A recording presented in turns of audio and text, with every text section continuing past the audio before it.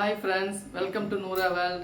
இன்றைக்கி நம்ம என்ன பார்க்க போகிறோம்னா ரொம்ப ஈஸியாக ரொம்ப டேஸ்டியான முட்டை சாதம் எப்படி செய்யறதுங்கிறத பார்க்க போகிறோம். லஞ்ச் பாக்ஸில் நீங்கள் வந்து தயிர் சாதம், தக்காளி சாதம், லெமன் சாதம் கொடுத்து விட்டுப்பீங்க. நான் ட்ரை பண்ணுற மாதிரி முட்டை சாதம் நீங்கள் ரெடி பண்ணி கொடுங்க.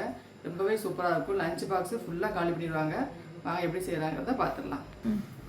ஒரு 3 ஸ்பூன் அளவுக்கு நம்ம எண்ணெய் சேர்த்துக்கலாம்.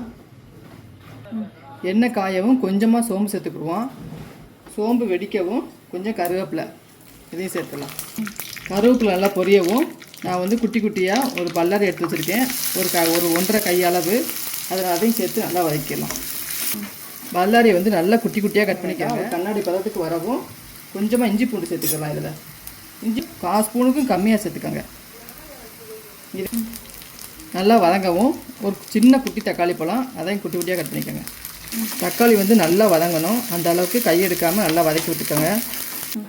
தக்காளி நல்லா வதங்கவும் ஒரு 1/2 ஸ்பூனுக்கு மிளகாத்தூள் சேர்த்துக்கோங்க. 1/4 ஸ்பூனுக்கு மல்லித்தூள், கொஞ்சமாக ஒரு 2 பிஞ்ச் அளவு மஞ்சத்தூள், அப்புறம் ஒரு 2 பிஞ்ச் அளவு கரம் மசாலா. இது எல்லாத்தையும் நல்லா பச்சை வாசனை போகிற வரைக்கும் நல்லா வதக்கிடுவோம்.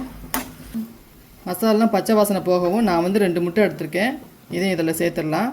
சேர்த்துட்டு இதுக்கு தேவையான அளவு உப்பு போட்டுக்கோங்க. சாதத்தில் வந்து உப்பு இருக்கும், அதனால் இதுக்கு மட்டும் உப்பு சேர்த்துக்கோங்க. இதை வந்து உடனேவும் நல்லா கிளறி விட்டுருங்க. ரொம்ப குட்டி குட்டியாக இருக்கணும் முட்டை வந்து அப்போ தான் சாப்பிட்றதுக்கு வந்து நல்லாயிருக்கும். நல்லா கையெடுக்காமல் நல்லா கிளறி விட்டுருங்க. முட்டையும் மசாலாவும் நல்லா ஒன்றோட ஒன்று இந்த மாதிரி கலந்து வரணும். அப்போ தான் நல்லாயிருக்கும்.